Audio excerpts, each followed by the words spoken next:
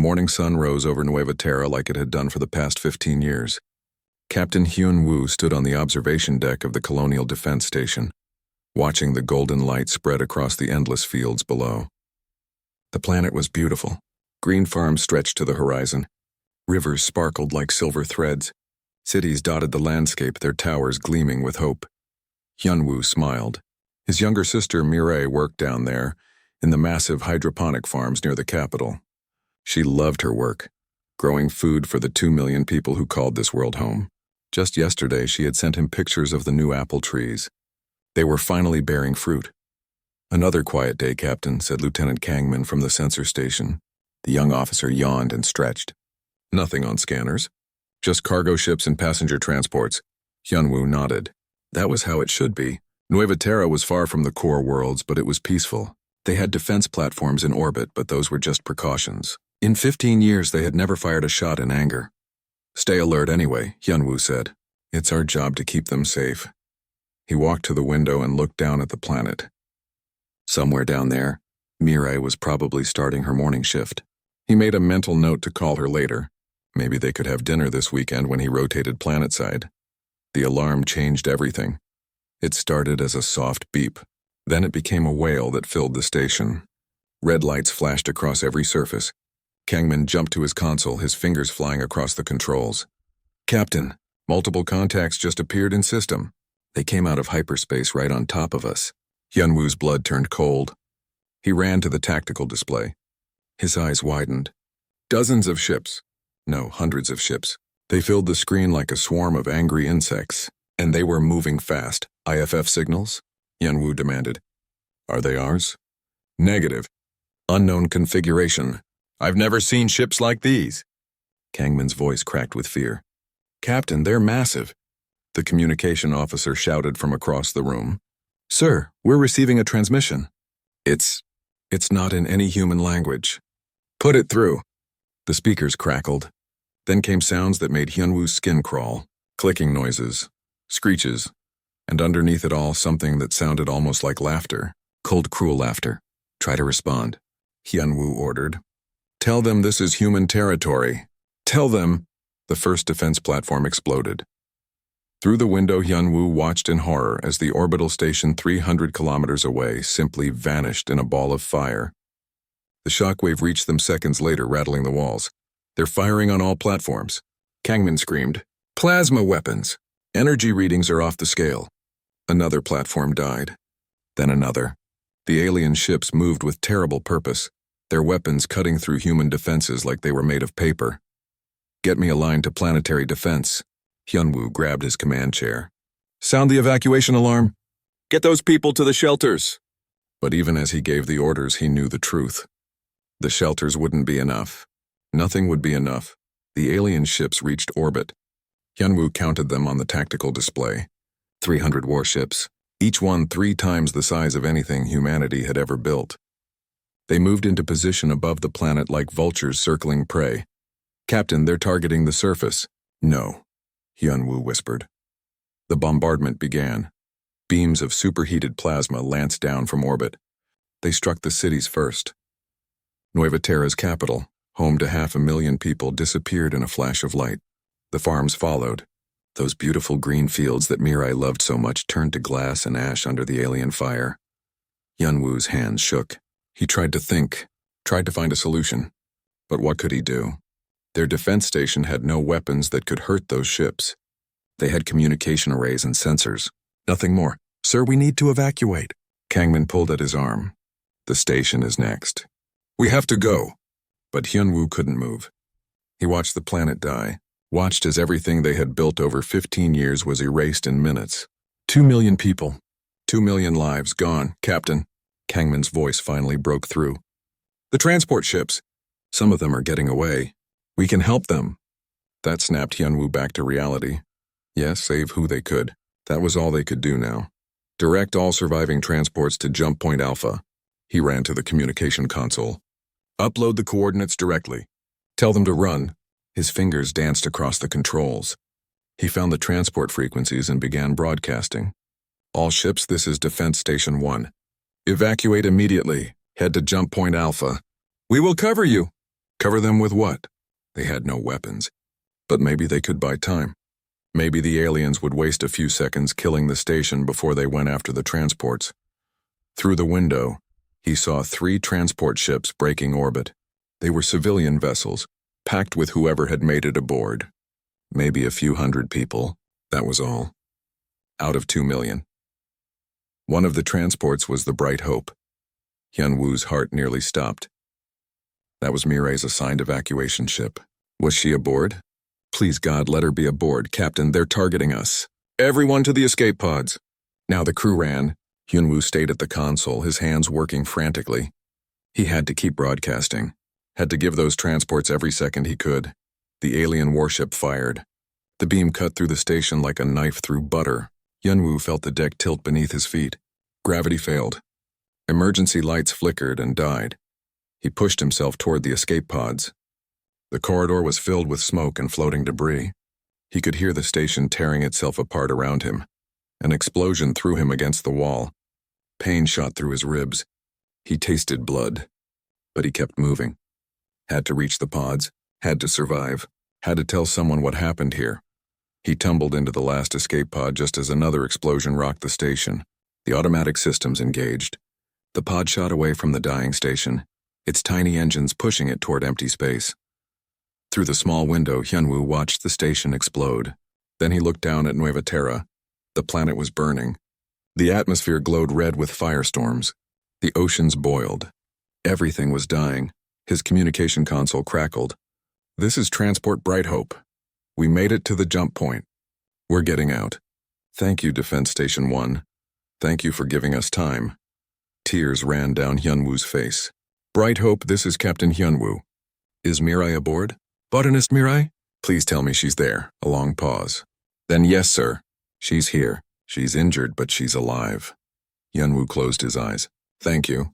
Thank you. Captain, we're jumping now. We'll get word to the core systems. We'll tell them what happened. Go, Hyun-woo said. Run fast. Tell them the aliens showed no mercy. They just killed everyone. No warning. No demands. Just death. The Bright Hope vanished into hyperspace. Hyun-woo's escape pod drifted alone in the dark. Behind him, Nueva Terra burned. 2 million people had lived there this morning. Now only a few hundred remained alive. He looked at the alien warships. They weren't leaving. They were staying in orbit, making sure everything died, making sure nothing survived. This wasn't conquest. This was extermination. Hyun-woo made a promise to himself. To the dead. To his sister who had barely escaped. To everyone who had lived on that beautiful world, the aliens would pay. Humanity would make them pay. Every ship, every life, every world they had. The stars would burn for what they did today. Admiral Ji-won stood before the massive view screen in Luna Station's command center. The screen showed footage from Nueva Terra. Even 2 weeks later, the images made her sick. Cities turned to glass. Rivers boiled away. Forests reduced to ash. 2 million people murdered in 6 hours. She had watched this footage 100 times now. Each time she felt the rage building inside her chest. Each time she had to remind herself to breathe. The council chamber behind her was filling up. Representatives from 500 human colonies were gathering for the emergency session. She could hear their angry voices even through the thick walls. Good. They should be angry. They should be furious. Admiral, it's time, her aide said quietly. Ji-won smoothed her uniform and walked into the chamber. The noise stopped instantly. 500 faces turned to look at her. Some were afraid. Most were angry. All of them wanted answers. She stepped up to the central platform and looked around the room. These people represented 3 billion humans across known space. Today, she had to tell them that their peaceful existence was over. 2 weeks ago, the colony of Nueva Terra was attacked without warning, she began. Her voice was steady and cold. The attackers called themselves the Velkari Dominion. They arrived with 300 warships. They did not attempt communication. They did not issue demands. They simply began killing. The chamber erupted. Voices shouted questions. Some people stood up. Others slammed their fists on their desks. Ji-won raised her hand. Silence fell again. We have recovered data from the few survivors. Captain Hyun-woo of the Colonial Defense Force managed to transmit sensor logs before his station was destroyed. We have analyzed those logs. We have also searched our databases. She paused. Nueva Terra was not the first. The screen behind her changed. It showed a map of human space. 12 red dots appeared along the frontier. 12 colonies, 12 dead worlds. Over the past century, we have lost contact with 12 frontier colonies. We believed they were simply beyond communication range. We were wrong. The Velkari found them, and the Velkari killed them. Every man, woman, and child. 3 million people dead before we even knew we were at war. The chamber exploded again. This time G1 let them shout. Let them rage. They needed to feel this. They needed to understand what humanity faced. Representative Do-hyun finally stood. He was an old man, a diplomat who had negotiated peace treaties for 40 years. His voice cut through the noise. Admiral, have we attempted to contact these Velkari? Perhaps this was a misunderstanding. Perhaps we can negotiate. Ji-won had been expecting this. She nodded to her aide. The screen changed again. This time it showed alien text. Beneath it, a translation appeared. This is from a captured Velkari data core, Ji-won said. It's a classification document. It's how they categorize other species. She read from the screen. Category 7, soft flesh infestation. Suitable for extermination and resource reclamation. No intelligence detected. No negotiation protocols required. She let that sink in, then continued. They don't see us as people, Representative Do-hyun. They see us as vermin, as things to be exterminated. Like insects. A woman stood up in the back. Commander Suman, one of the fleet's most experienced officers. Her face was hard as stone. I've fought pirates and raiders for 20 years, Suman said. Her voice carried across the chamber. I know what evil looks like. These aliens aren't raiders. They're not conquerors. They're exterminators. You can't negotiate with someone who thinks you're a disease to be wiped out. Do-hyun sat down slowly. He looked like he had aged 10 years in 10 seconds. Another representative stood. What do you recommend, Admiral? Ji-won had been waiting for this question. She touched a control. The view screen changed one more time. Now it showed a fleet. Hundreds of warships.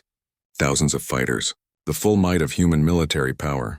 I recommend war, she said simply. Total war. We mobilize every ship. We activate every reserve. We find their homeworld and we make them pay for every life they took. The chamber went silent. People stared at the screen. At the fleet. At the future Ji-won was proposing. That's genocide, someone whispered. No, Ji-won said coldly. Genocide is what they did to Nueva Terra. What I'm proposing is justice. We tried peace. We tried staying out of their way. They found us anyway. They killed us anyway. Now we show them what happens when you try to exterminate humanity. But the cost, Do-hyun said. The lives we'll lose. The resources. It could bankrupt us. And what's the alternative? Suman stood up again. We wait for them to find more colonies. We wait for them to reach the core worlds. My grandchildren live on Earth, Representative. So do yours. Do you want to wait until the Velkari are burning Earth before we fight back? No one had an answer to that. Ji-won made eye contact with each representative one by one. I need authorization to mobilize the fleet. I need the authority to take this war to them. Not to defend, not to hold the line, but to attack, to hunt them down, to end this threat forever. What if we lose? Someone asked. Then humanity dies fighting, Ji-won said. But we won't lose. These aliens think we're weak. They think we're prey. They're about to learn they're wrong. She gestured to the screen. Captain Hyunwoo is here.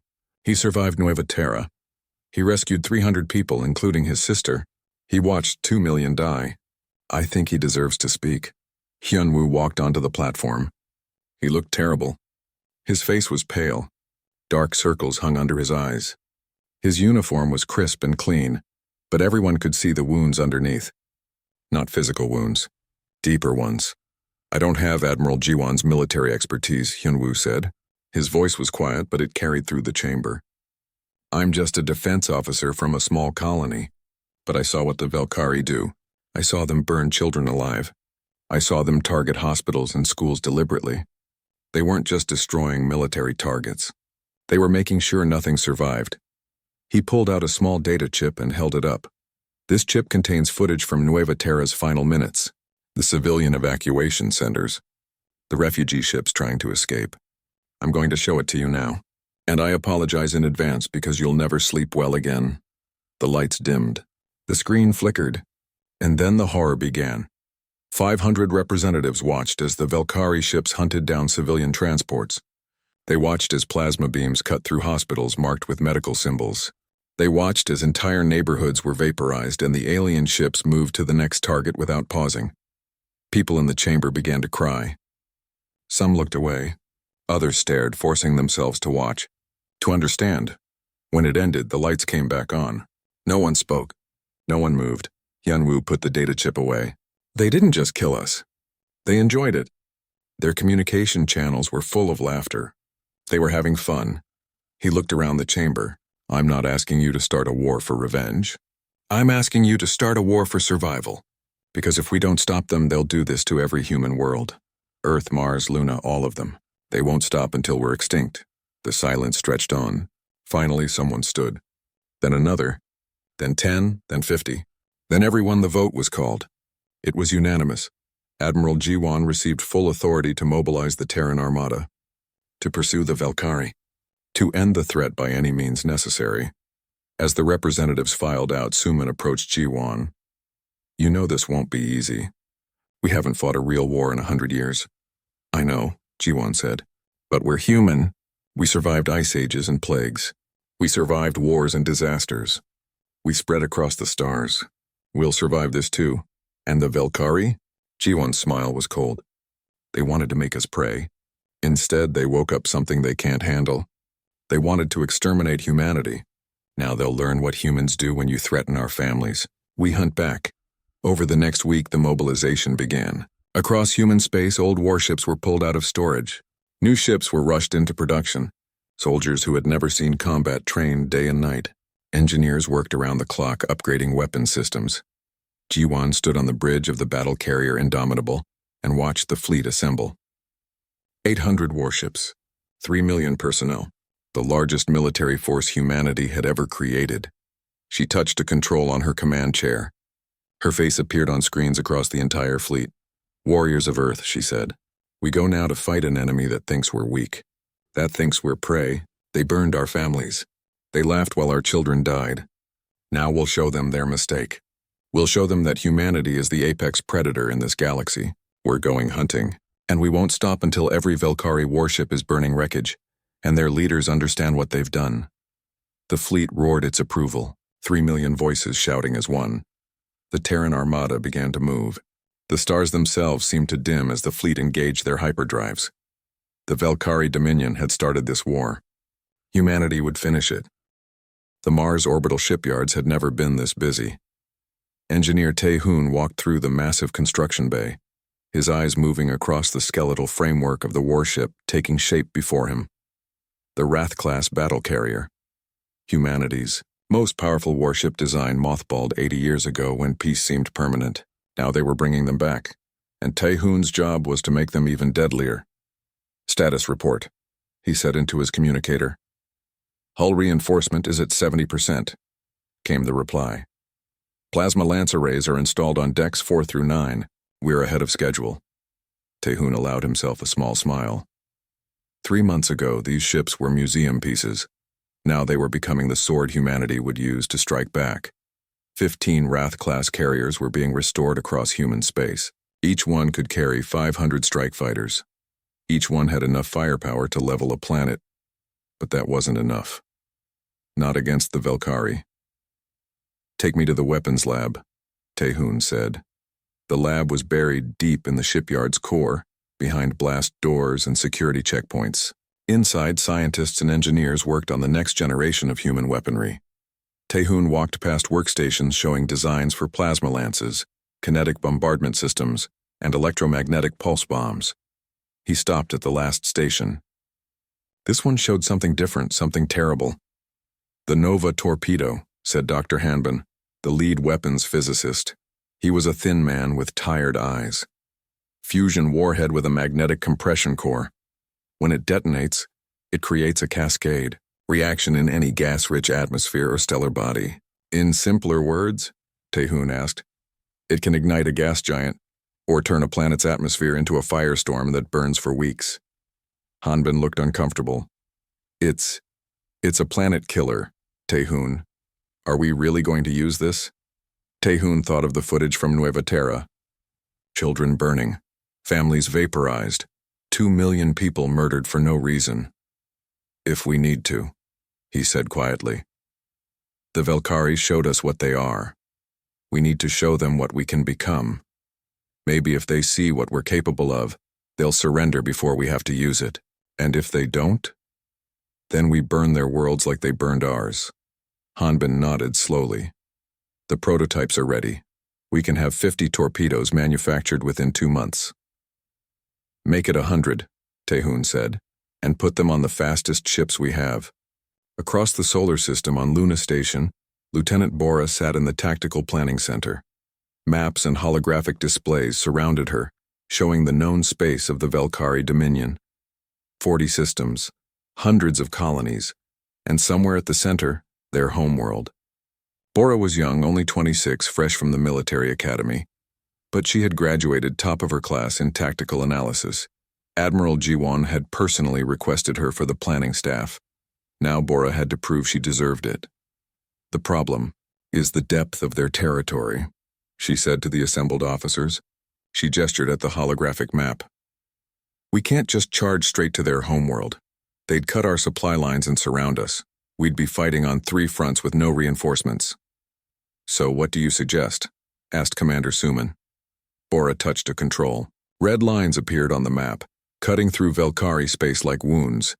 We use speed and surprise, hit-and-run attacks on their supply depots and shipyards. We don't try to hold territory. We just destroy infrastructure and keep moving. Force them to spread their fleet thin trying to defend everything. Then when they're weakened and scattered, we strike at their heart with our full strength. An older admiral shook his head. That could take years. Or months if we're aggressive enough, Bora countered. The Velkari think we're prey. They'll assume we'll fight defensively. When we come at them hard and fast, they won't be ready. By the time they adapt, we'll already be at their doorstep. Admiral Jiwon studied the holographic map. It's risky. We'll lose ships in every engagement. We'll lose more if we fight the way they expect, Bora said. This way we control the pace. We choose the battles. We make them react to us instead of the other way around. Jiwon smiled. I like it. Implement the plan. Designation: Operation Firestorm. While the fleet prepared, Captain Hyunwoo stood in the docking bay of the destroyer Retribution. His new command. The ship was sleek and fast, equipped with experimental stealth technology that made it nearly invisible to enemy sensors. His crew assembled before him. 42 men and women. Some were veterans of frontier patrols. Others were fresh recruits. But many, like Hyunwoo himself, were survivors of Nueva Terra. They all had the same look in their eyes, the same hunger for justice. I won't give you a speech about honor or duty, Hyunwoo said. You all know why we're here. You know what the Velkari did. Some of you lost family. Some lost friends. All of us lost something. He looked at each face, saw his own pain reflected back at him. This ship is a hunter. Our job is to go deep into enemy territory and find targets for the main fleet. We'll be alone out there. No backup. No rescue if things go wrong. But we'll be the first ones to hurt them. The first ones to make them bleed. A young ensign raised her hand. Sir, what if we die out there? Hyunwoo smiled grimly. Then we die knowing we made them pay. But I don't plan on dying. I plan on watching their empire burn. Who's with me? 42 hands went up. Not a single person hesitated. Good, Hyunwoo said. Get to your stations. We launch in 6 hours. Deep in the Luna Medical Facility, Mirai worked in the rehabilitation center. Her body had healed from the injuries she suffered escaping Nueva Terra. The burns were just scars now. The broken bones had knit, but the nightmares still came every night. She had volunteered for the Fleet Medical Corps immediately after recovering. Her brother tried to talk her out of it, but she refused to listen. She had survived when millions died. She had to do something, had to help. Now she walked through the ward, checking on wounded soldiers who had been injured in training accidents. Fleet mobilization was happening so fast that mistakes were inevitable. Men and women pushed themselves too hard. Equipment failed. People got hurt. Nurse Mirai called a young pilot from his bed. "Did you hear? The first wave ship's out tomorrow." "I heard," Mirai said, checking his vital signs. "You'll be with the second wave once that leg heals." "I wish I was going now," the pilot said. "I want to make them pay for what they did." Mirai paused. She thought about the farms of Nueva Terra, the green fields and clear rivers, the children who played in the parks. All gone now. All ashes. "You'll get your chance," she said softly. "We all will." In the chapel on Luna Station, Chaplain Guri prepared for the blessing ceremony. Tomorrow, the first battle group would depart. 800 warships carrying 3 million souls into harm's way. Many would not return. It was Guri's duty to give them comfort before they left. He stood before the altar and practiced his words. "What did you say to people going off to a war of extermination? How did you bless a mission of vengeance?" The chapel door opened. Admiral Jiwan entered. She looked exhausted. "Admiral," Guri said, "I didn't expect you." "I need to talk to someone," Jiwan said. She sat in the front pew. "Tell me I'm doing the right thing. Tell me this war is just." Guri sat beside her. "Are you having doubts?" "Every second of every day," Jiwan admitted. "I'm sending 3 million people to fight and die. Some of them won't make it home. Their families will blame me. History might blame me. What if I'm making a terrible mistake?" Velkari killed 3 million of our people," Guri said gently.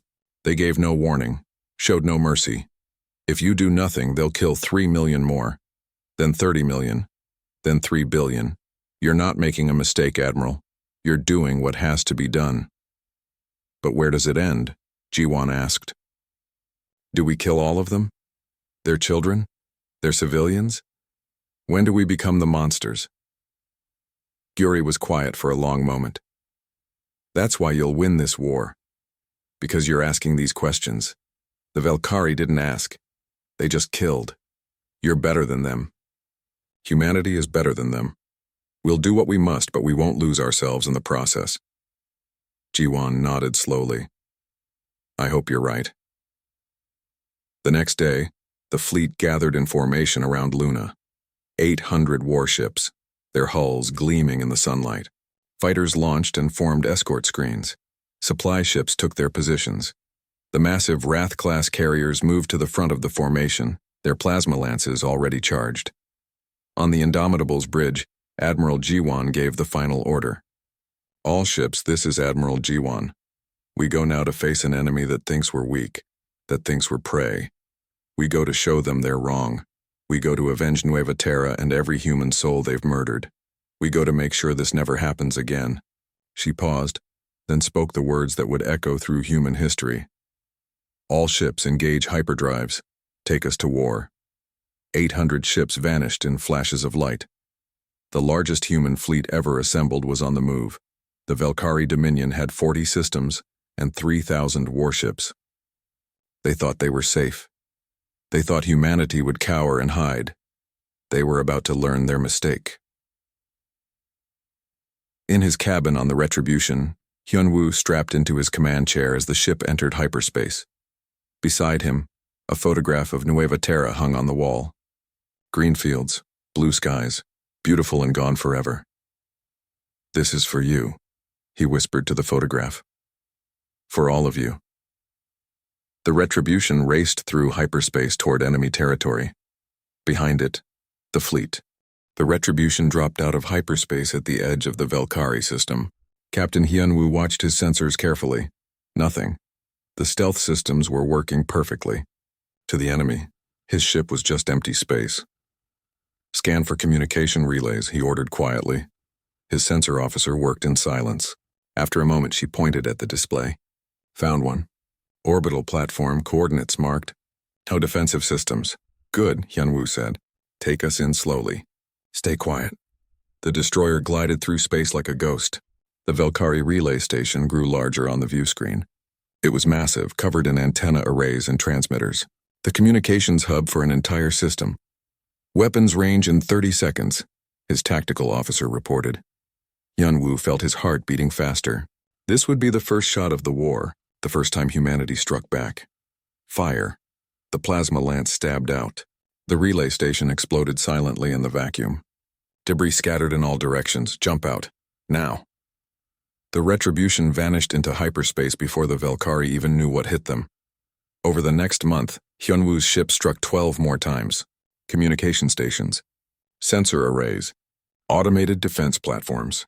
Each time they appeared from nowhere, destroyed their target, and vanished. The Valkyrie started calling them the Ghost Ship, but the Retribution was just one ship.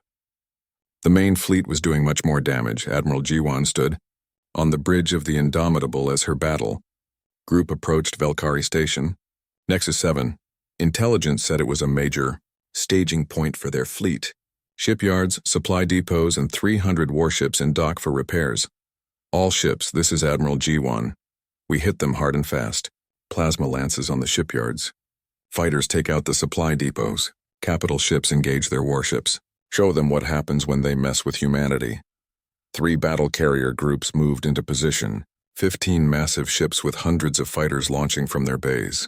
The Valkyrie detected them immediately and sounded the alarm, but they were too slow. The human plasma lances fired first. Beams of superheated energy cut across space and slammed into the shipyards. Metal melted. Structures collapsed. Ships still under construction exploded as their fuel reserves ignited. The Valkyrie warships scrambled to launch, but human fighters were already on them. Missiles and cannon fire tore through the confused enemy fleet. Explosions lit up the void like deadly fireworks.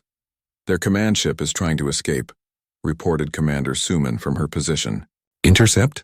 Negative, Ji-won said coldly. Let it run. Let it tell the others what happened here. The battle lasted 4 hours. When it ended, the station was gone. 300 Valkyrie warships were burning wreckage. The human fleet had lost only 7 ships. Ji-won broadcast a message on all Valkyrie frequencies. This is Admiral Ji-won of the Terran Armada. You killed our families without warning, without mercy. Now we're coming for you. Every station, every shipyard, every world that supports your war machine, run, hide, it won't matter. We'll find you. Across the Valkyrie Dominion, panic spread. The prey species was fighting back, and winning Lieutenant Bora's tactics were proving devastatingly effective. The human fleet didn't try to hold conquered systems. They just destroyed everything useful and moved on. Shipyards burned, supply depots were vaporized. Orbital factories became debris fields. The Valkyrie fleet tried to respond, but they were always one step behind. By the time they gathered forces to defend a system, the humans had already hit 3 others and moved on. Soldier Minho led a Marine boarding team during one of these raids. His squad had breached a Valkyrie cargo ship near the Kelthro system. They moved through the corridors, weapons ready, expecting resistance. Instead, they found a museum of horrors. Captain, Minho said into his communicator, you need to see this. The cargo bay was filled with display cases. Inside them were genetic samples, DNA from thousands of species, bones arranged in artistic patterns, preserved organs in jars. And in the center, a display labeled in Valkyrie writing. Minho's translator rendered it. Soft flesh collection, Category 7 species, Nueva Terra origin. His hands shook with rage. These were samples from Nueva Terra, from humans who died in the bombardment. The Valkyrie had collected them like trophies, like specimens. Burn it, Minho said. Burn this entire ship. His squad planted demolition charges throughout the cargo ship. They evacuated and watched from their transport as the ship exploded. Good. At least those samples would never be used to mock the dead again. The discovery spread through the fleet. What had been a military campaign became something more personal. This wasn't just war. This was extermination of an enemy that viewed other life as entertainment, as curiosities to collect and study. But the Valkyrie weren't finished. At the Battle of the Crimson Nebula, they deployed a new weapon. Admiral Ji-won's fleet was pursuing a retreating Valkyrie task force when the enemy suddenly turned and attacked. But their weapons weren't firing at the ships. They were firing missiles that exploded near the human vessels, releasing clouds of biological agents. Hull breaches on decks 7 through 12, came the panicked reports. Unknown contaminants entering the ship. Within minutes, crew members started falling sick. Their immune systems went haywire. Fevers spiked. Organs failed. The biological weapon was designed to target human DNA specifically. G1 acted immediately. Seal all contaminated sections. Get medical team suited up. And someone find me a countermeasure. Mirai was working in the medical bay when the first casualties arrived. She took one look at their symptoms and felt her blood run cold. This was engineered. Purpose-built to kill humans as efficiently as possible. I need blood samples from the infected, she ordered. And get me access to the xenobiology database now. She worked frantically analyzing the bioweapon structure.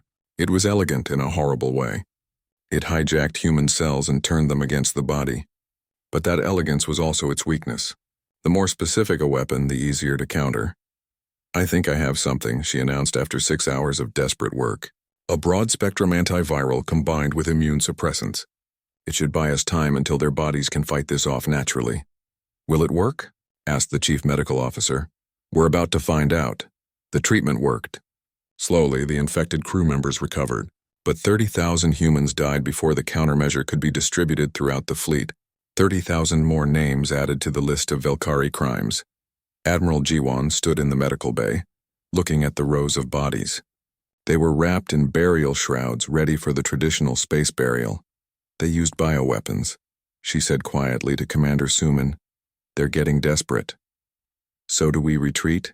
Regroup? Jiwan shook her head. No, we escalate.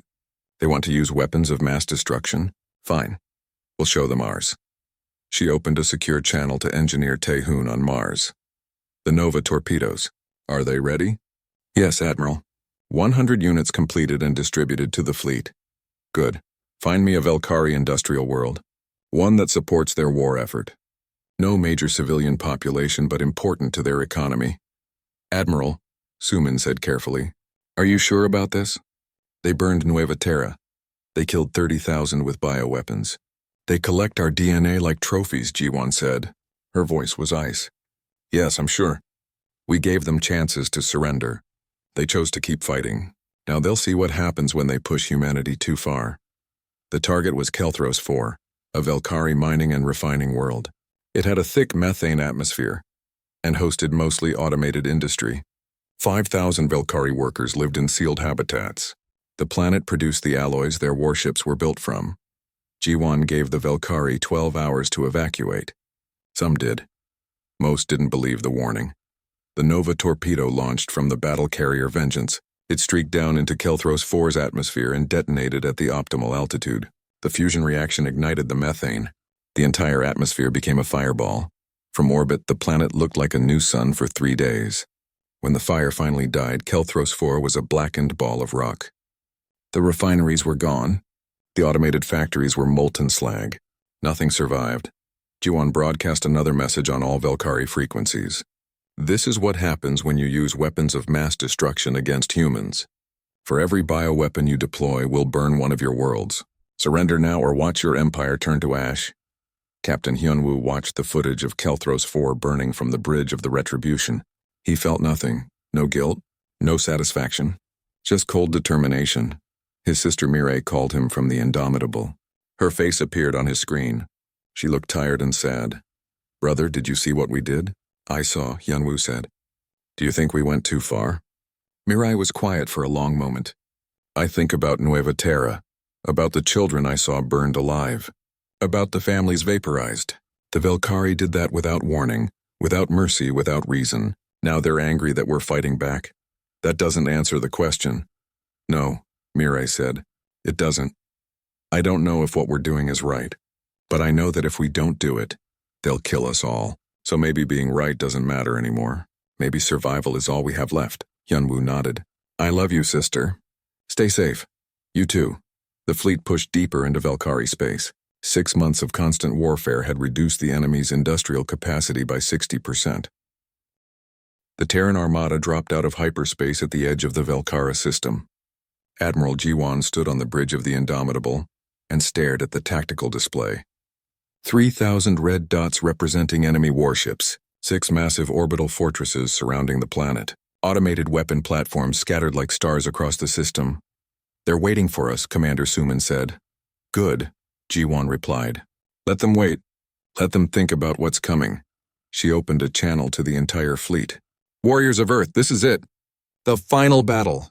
Everything we've done over the past 6 months has led to this moment. Behind those defenses is the Valkyrie homeworld, their leaders, their command structure. We break them here and the war is over. She paused, letting her words sink in. We're outnumbered 3-1. The odds say we should lose. But we're not fighting for odds. We're fighting for Nueva Terra, for the 12 colonies they burned, for every human life they took, for our families, for our future. Today we show the galaxy what happens when you try to exterminate humanity. Today we light the stars aflame. 3 million voices roared their approval across 800 ships. All vessels, advance. Let's finish this. The fleet moved forward in perfect formation. The Wrath-class battle carriers took the center, their massive hulls bristling with weapons. Cruisers and destroyers spread out on the flanks. Fighters launched from their bays in waves, forming a screen ahead of the capital ships. The Valkyrie fleet held position near their fortresses. They were daring the humans to attack, to break themselves against prepared defenses. Jiwan smiled coldly. Fire plasma lances. Maximum range. The human fleet opened fire. Dozens of plasma beams stabbed across the void, reaching out across millions of kilometers. The Valkyrie fortresses returned fire, their own weapons lighting up space with deadly energy. The void between the fleets became a storm of fire and death. Captain Hyun Woo led his squadron of destroyers on the left flank. The Retribution stealth systems were still active, making them hard targets. His job was to find weaknesses in the fortress defenses and exploit them. Multiple enemy contacts breaking formation. His sensor officer reported, 300 warships moving to intercept us. They see us as a threat, Hyunwoo said. Good. That means we're doing our job. All ships split formation. Make them chase us. The destroyer squadron scattered. The Valkyrie warships pursued, breaking their defensive line to hunt down the elusive human ships. Just as planned, now, Hyunwoo ordered. His squadron turned and fired everything they had. Plasma lances, missiles, kinetic rounds. The pursuing Valkyrie ships, caught in close range and unprepared for the sudden reversal, were torn apart. 100 enemy warships died in seconds, but 300 had left the defensive line. 300 gaps in their formation. All squadrons exploit the breach. Admiral G1's voice came over the fleet channel. Push through. Get inside their fortress perimeter.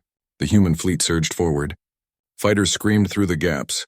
Cruisers followed, their weapons blazing. The careful Valkyrie defensive line became chaos as human ships punched through and spread out inside their formation.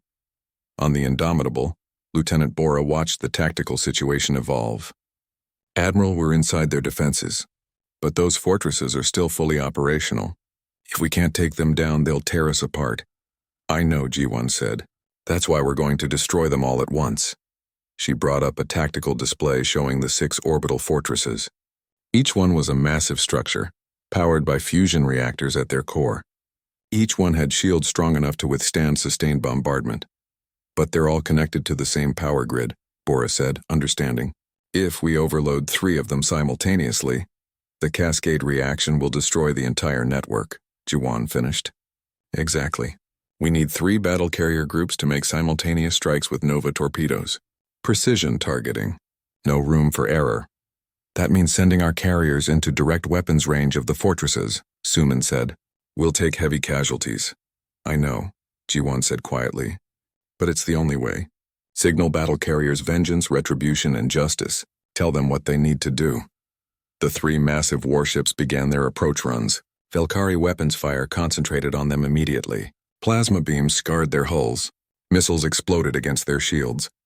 Crew members died by the hundreds as the fortresses poured fire into the advancing carriers. On the Vengeance, engineer Taehoon worked frantically to keep the engines running as the ship shook from repeated hits. Hull breaches on decks 5 through 8. Shields down to 30%. Keep us moving, the captain shouted.